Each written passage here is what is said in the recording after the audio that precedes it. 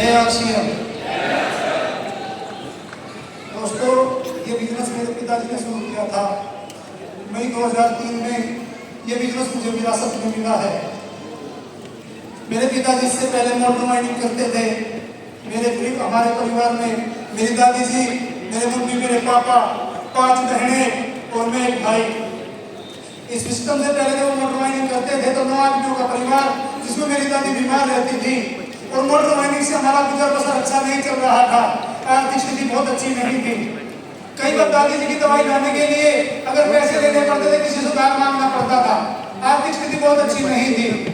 उसी बीच में मेरे फादर ने इस साल से बिजनेस को किया और किया नहीं तो उसमें तो एक अकाउंट दिया है उन्होंने, केवल 7 साल किया है और सीखते हुए जब उन्होंने सिस्टम को किया तो काम में पहुंचे, टेक्निकल में पहुंचे तो सिस्टम के हाईएस्ट लेवल का रूबी लेवल पे पहुंचे और जब रूबी लेवल पे पहुंचे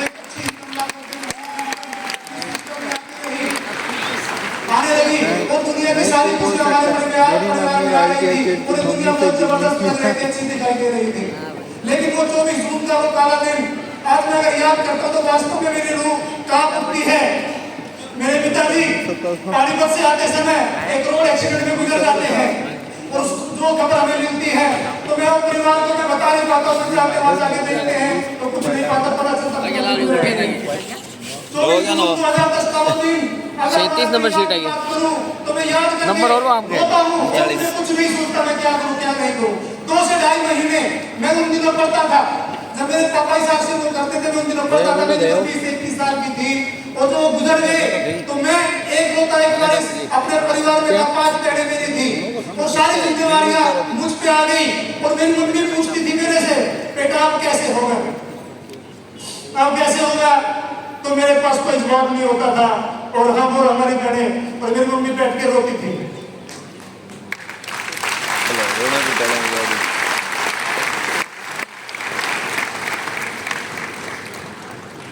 केवल रोते थे बैठ करके, कुछ नहीं समझ आता था क्या होगा कैसे चलेगा।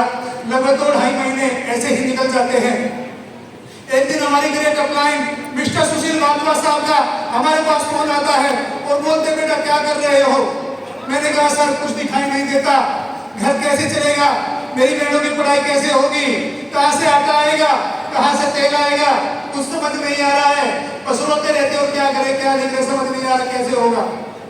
उन्होंने कहा बेटा घबराओ मत, आपके पापा की जो कमी है वो इस दुनिया में कोई पूरी नहीं कर सकता, लेकिन उनके जाने के बाद जो आटा तेल, जो आपके परिवार की जो पढ़ाई लिखाई, आपकी बहनों की जो पढ़ाई लिखाई है, ब्याह शादी के जो खर्चे वो आपसे कमी नहीं आने देगा, ये वादा करता है आपसे।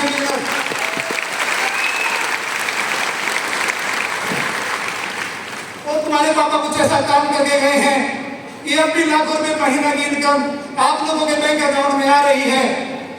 जब उन्होंने ऐसा कहा तो भी विश्वास नहीं हुआ, लगता ऐसा कुछ हो सकता होगा, ऐसा बिलीव नहीं था।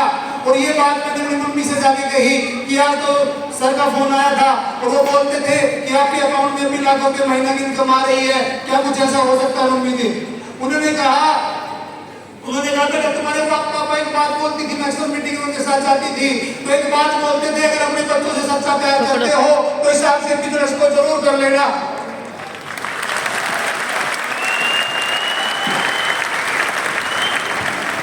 इस आयोजन को जरूर कर लेना। और उसके बाद उन्होंने कहा हो सकता है चलो कल जाके बैंक में देखते हैं, अगर ऐसा हुआ तो बहुत सारी समस्या और प्रॉब्लम जो परिवार में आ रही है जो दिखाई दे रही दूर हो सकती है। एक दुख जरूर है कि तुम्हारे पापा नहीं है, बहुत बड़ा दुख है, लेकिन उसके बाद एक समस्या होती है, एक जिम्मेदार करने वाला चला जाता है तो उस परिवार में एक बहुत बड़ी समस्या पैदा हो जाती है कि अब आपका क्या होगा। हम अगले दिन बैंक में जाते हैं, बैंक में जाने के बाद जैसे हम बैंक में एंटर करते हैं तो जो बैंक मैनेजर थे मेरे पापा के अच्छे दोस्त थे और जैसे हम बैंक में घुसे तो बोलते बेटा आज पापा नहीं आए क्या, 2-2.5 महीने से पापा नहीं दिखाई दे रहे हैं। मैंने कहा सर जैसे वो ऐसा बोलते हैं मेरी मम्मी और हम रोने लगते हैं, समझ नहीं आता किन शब्दों में उनको बताए।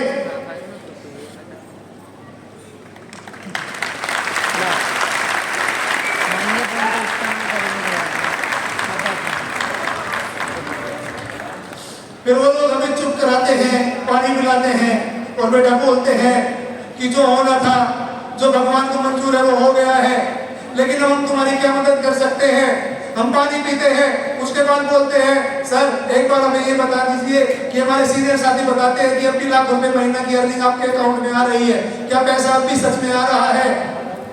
तो वो अकाउंट चेक करते हैं और अकाउंट चेक करने के बाद बोलते हैं हाँ बेटा अभी तुम्हारे पापा के जाने के बाद लगभग 7 से 8 लाख रुपया बैंक अकाउंट में आ चुका है।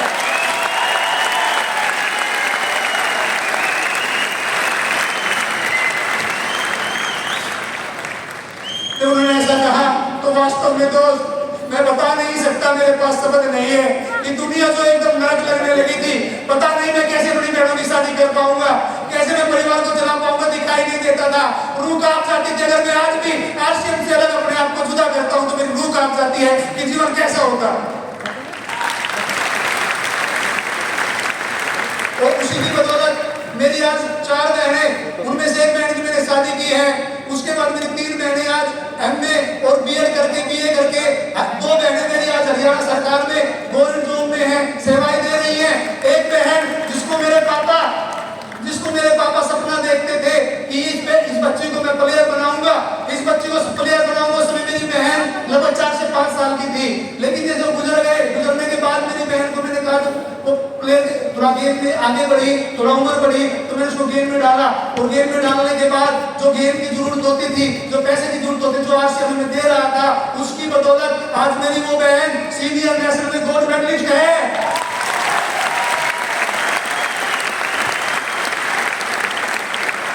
सीनियर नेशनल में गोल्ड मेडलिस्ट है और अपने वेट में इंडिया के अंदर एक रिकॉर्ड बनाया हुआ है।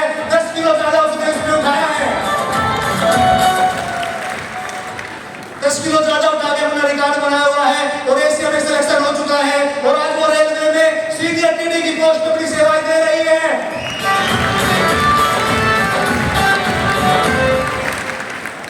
और दोस्त उनके जाने के बाद आज मैं अगर आपको बताऊं, आज भी लाखों रुपए महीने की अर्निंग आ रही है। मैं अपनी बहनों की पढ़ाई पूरी करा पाया हूं, मेरी मैडम कुछ मेडिकल स्टडी कर रही है, मेरे बच्चे अच्छे स्कूलों में जा रहे हैं और आज भी लाखों रुपए महीने की अर्निंग, गाड़ी, अच्छा मकान मेरे पास है। तो ये सब ताकत अगर मुझे मिली, जब सब खुशियां मिली है तो ये आरसीएम की बदौलत है दोस्त, आरसीएम की बदौलत है।